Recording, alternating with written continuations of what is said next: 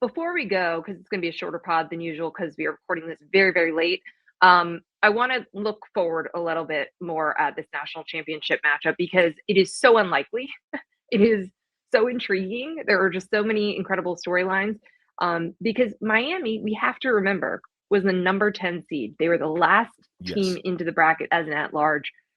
So much controversy around them, Notre Dame, Alabama as the final few teams, and they get all the way through. They beat two SEC teams and Ohio State, the defending national champions, to play a home national championship game. Mario Cristobal, who, by the way, on that final drive when Carson Beck ran it in and took the lead and won that game in the semifinal, good clock management, good game Yes. management. Like, there were Yes. so many jokes on Twitter. Oh, I really trust Mario Cristobal and Carson Beck to go win the game. You know what? They did. They went out and did it. So all of this other stuff that you're shedding, you're trying to get Miami back to the promised land to be in the upper echelon of the sport. They're there. They're playing for a national championship. And they're doing it up against a storyline in college sports that we have never seen before. Hmm. Never seen something we can't put into context what Indiana football has done over the last two seasons. And they're bulldozing people, and they might win the program's first national championship. Like, you could be a great fiction writer and not come up with these storylines. Yeah, I mean, it certainly feels like this was part of the college football script. I'm sure there's conspiracy theorists out there who believe that Who's is the writing case. it? Who's Yeah, writing the script well, though? For that's a because I don't really know if good you'd put question. Indiana in I the would script. say Disney wrote the script, but we can maybe cut that. No, I'm joking. Here's the reality of the situation. Miami, what you mentioned about Miami, I think is very intriguing because it has been a big narrative buster this postseason. And it's a quarterback who people basically left for dead. And again, showed some of the reasons why on some of the passes in the semifinal game, but got some grit, right? He's a veteran dude. He believes in his team. The team believes in him. He believes in himself, believes in his coach. As you mentioned, coach didn't get in the way at the end of the game. As a matter of fact, he did all the things that he should have done to have his team in a position to win it. And now you're looking at Miami chasing their first national championship in a couple of decades as an underdog. And I'm curious to see what people do in terms of game picks and how folks talk about this game in terms of the lead up.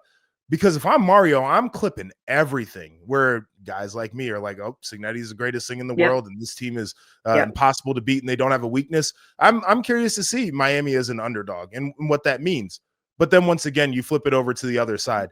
The most consistent team who's made the least mistakes all year long is they're playing in the game that only they believed that they would be playing in. And their quarterback is going back to his home a couple of miles away from where he grew up to play in this game. Like it's everything is just coalescing right now in such a beautiful way. I can't wait. I can't wait.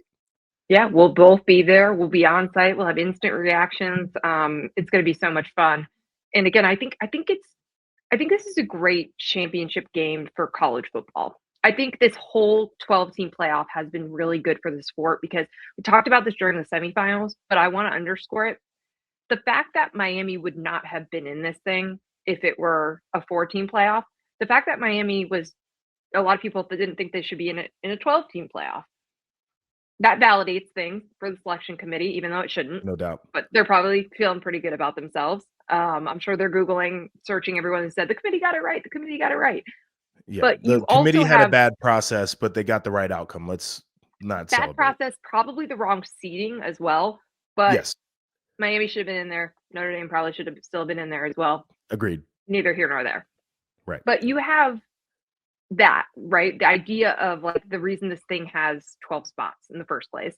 And then you have the Indianas and the Texas Techs and those types of teams that have a legitimate path and a legitimate shot, and Indiana might very well win the whole thing. I just think it's an awesome place for college football to be, to say that for the Stars Matter crowd to be wrong if Indiana wins it. I mean, even them getting here in the first place. The blue chip ratio, guys, for this to be a team of a lot of 2 and 3-star guys that they've developed into a great team that is not the most talented roster, but the best team in the sport. I think all of that is awesome. And I just think it's really resonating beyond college football. We'll see if it continues to break out. We still, now with NFL playoffs and all that will start, but I really think the Indiana story has broken through. Kurt Cignetti's faces during games, all of that stuff, like it just instantly it crosses over into pop culture, which I think is awesome. I think it's really cool to have a season like this. Sideline reacts a little bit overexposed now? Because I mean, I was watching By on the the broadcast broadcast today. or by like when Sig like clearly knows the camera's on him is like pulling a Jim No, Halpert I'm from saying the Office. broadcast cutting to him is like Taylor Swift level of Ooh, let's get him into the broadcast. And I might listen, be. I'm here for it. I laugh every single time I see it, I do but too. it's a lot. It is a lot. I do too. I had a little so obviously I was at the game, but they had a little monitor right next to me. So it was like about a play behind. So I could watch it every time. Like if they had a penalty or something, I would do it. But he was also making the biggest faces like after they would score a touchdown, the block punt, like he looked so miserable. It's so funny. It's so funny. He smiled at the end of the game. He said he was going to get a beer as well. I was proud of him. I was like, someone get this man a beer. Couple. He Yes. deserves a beer. Probably going to be watching film right now as we're recording this at like 1 a.m. I'm sure he's already doing it. He is a sicko.